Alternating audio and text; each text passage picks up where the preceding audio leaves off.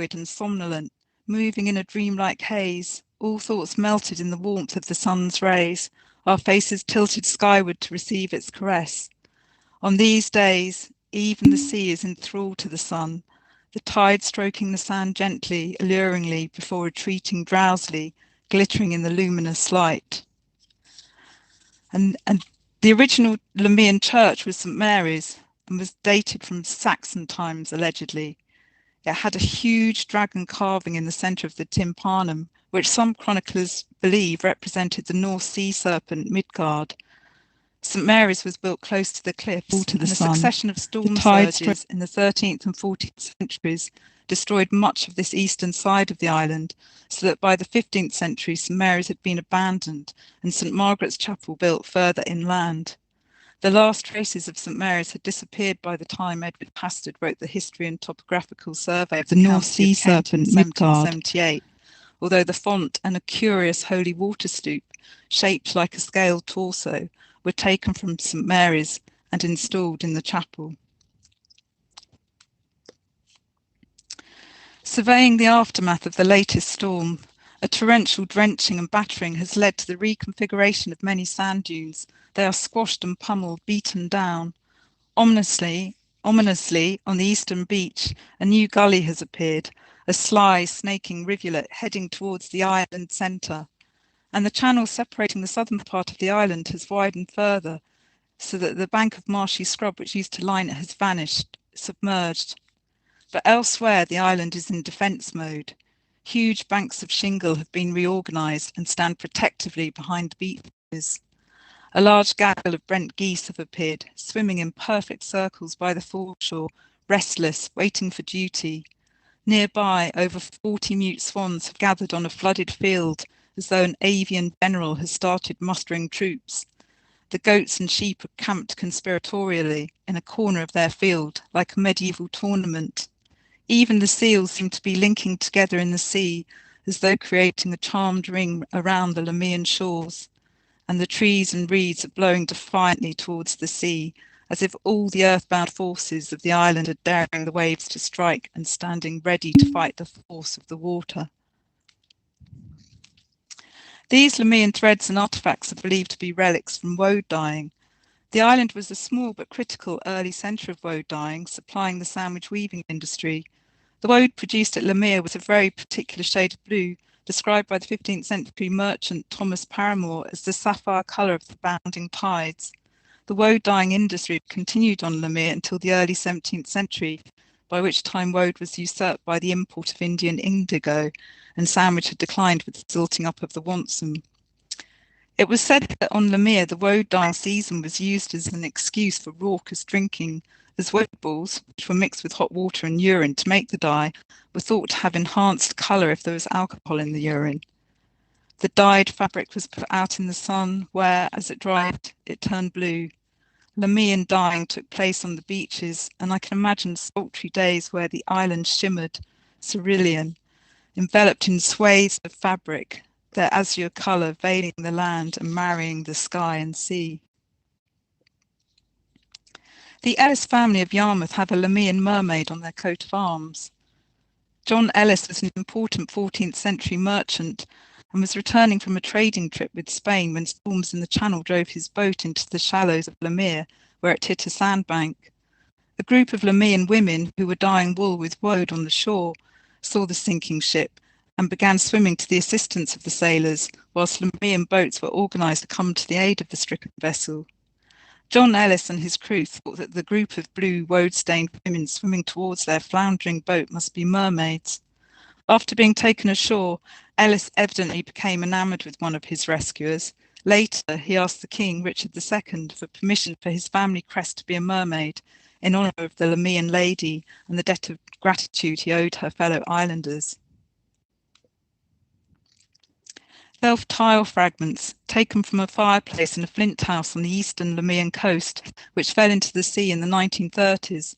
The property was known as the Rose House because it was built with money supposedly made salvaging cargo from the Roosevik, a 18th century Dutch East India ship sunk on sandbanks nearby. My grandmother had a dim recollection of an imposing but forlorn building that was emptied, fenced off, and then gradually fell into a crumbled pile of masonry at the foot of the cliffs, before being consumed by water. It was thought that an early occupant of the Rose House commissioned these tiles especially for the property, asking that they depict the marine life located in the sea around the mere. I imagine the aquatic bestiary that once surrounded flickering flames in the heart of a vanished home. From huge whales to the tiniest of shrimps, all described in flourishes of manganese glaze. The article makes clear that the pieces have no great value, just historical interest, but for me, the imagination and creations of a forgotten tile maker represent a ship, a house, the island itself, all taken by the sea, a litany of loss. I'm scrutinising an image of Lemmian artefacts from a museum pamphlet. The article accompanying the text speculates on the relics as being ritual objects and connects them with the Isle of Thanet, where the soil was believed poisonous to snakes, suggesting they were offered to a Romano-Celtic earth deity for the protection of Lemmian earth. I spend a long time gazing at the objects in the picture and trying to assign them each a function. The pointed glass and the presence of fossilized teeth and snakes makes me uneasy, as though a subtly menacing message has been sent to me across the centuries.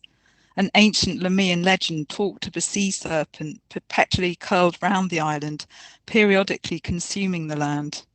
It's as though this creature has reappeared from the depths of the sea in time, voracious, ready to eat more earth.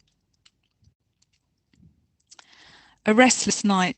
I'm like a vessel at sea, pitching, caught in waves of tangled sheets, submerged by half dreams.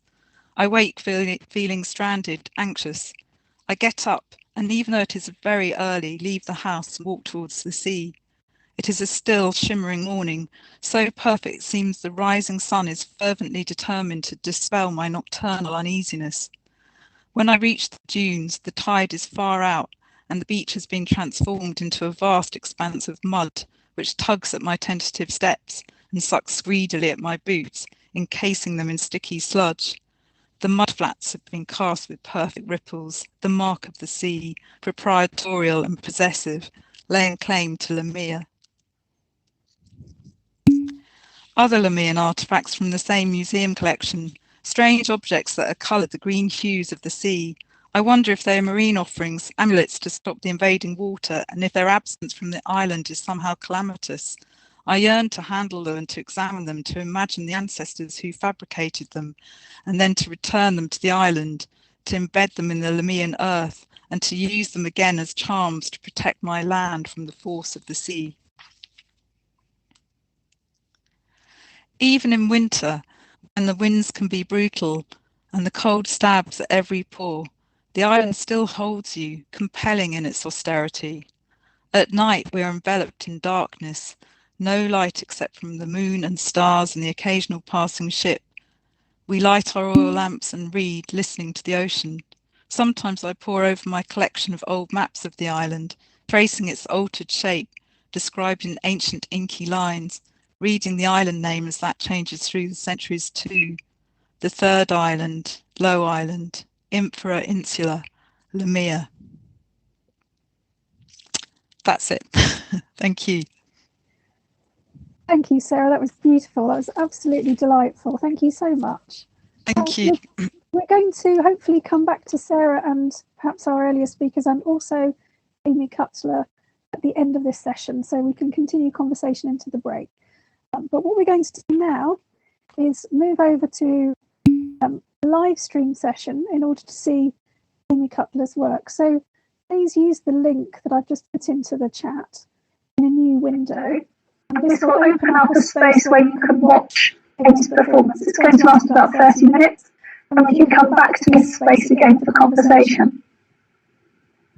So just to tell you a little bit about Amy, we'll be setting this up. Amy Cutler is going to present Walking Mind Riddles, live film music performance of landscapes. It's a series of deconstructed riddles.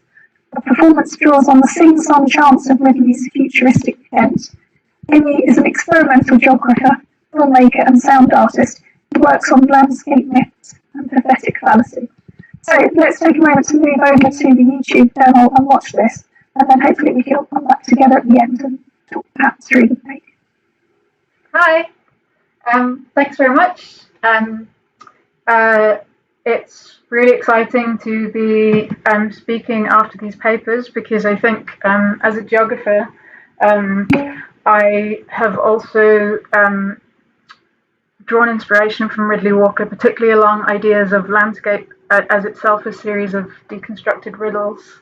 I'm just going to explain right before what I'm going to be doing for my performance, so you kind of get a sense of it, and I'm going to explain some of the work that it's from and the connections with Ridley Walker. I often come back to this quote, which I'm quite inspired by, which is Nicholas Howe in writing the map of Anglo-Saxon England, when he points out that the word read, R-E-A-D, is the medieval word raid, which means both to read but also to riddle. So cultural geographers use this phrase, reading the landscape, and it also means to riddle the landscape. But it also, in the medieval sense, it means both to pose a riddle and to solve a riddle. So reading the landscape is both riddling and unriddling the landscape. So the piece of work that I'm going to perform is just the sort of work in progress that I've put together for this. But I feel like it speaks to some of these strange ideas that we've been discussing about the legibility of landscape and the strange ways by which we haunt our landscapes, but also our landscapes haunt us in different ways. And some of the threats of not just illiteracy when it comes to the legibility of landscape, but also immapancy, which is the cartographic version of illiteracy, and the ways in which this is not innocent because the certain things that aren't legible in the landscape might hide particular histories or traumas. And we've been talking a lot earlier about boundaries. And I think this also speaks quite a lot to Essie's work, Colonial Ridley, on the incantations of trance as well, and the power of incantation to bring in other realities from what is usually legible in a landscape. So basically what I'm going to perform here is a combination of live film and live music. And the music is from an album I've been working on, which is all about the Old English riddle, Earth Tuck of Earth, Earth Tuck of Earth, Earth with a woe, which uses the word earth 12 times in 4 lines. And it's this strange Old English riddle that has never been solved because you have to, in order to solve it, we have to understand that the word earth meant so many different things at the medieval time. And the album I'm doing is a series of collaborations with different musicians in which we all do our own covers of this riddle, which has these different interpretations, sort of like a lullaby or a death chant or a burial, earth meaning burial, earth meaning farming, earth meaning man, earth meaning everything that's not man. So some of the music I'm going to be using now is some of the more ambient pieces from that. And it's also inspired by the more general sense of lullabies and riddle poems and traditions from kennings to children's games, which is obviously very relevant to Ridley Walker and the ways that speculative medievalism can sometimes return to these ideas of riddles and these buried chants in the landscape, which can be quite sing-song, or in Ridley Walker they're also quite bawdy as well as quite childish. This project is similar or inspired in the sense that it's mixing topography, mythography, and the way in which the landscape becomes riddled with these looping myths, which might be characterized as resurrection or regression. Literally what I'm doing is I made these slides with my camera. So it's using a Kodak slide carousel, which is going around, and guitar and voice and various sound samples. And we were talking about boy and his dog, 12-year-old coming of age narratives earlier. So you might be interested to spot, if you're anywhere near the same age as me, you might recognize a particular other 12-year-old boy traveling through a mythic landscape in the sound samples, which is also very much a voyage through an allegorical landscape. But we'll see. And I'll come back to the main meeting room afterwards if anybody has any questions. Okay, thanks.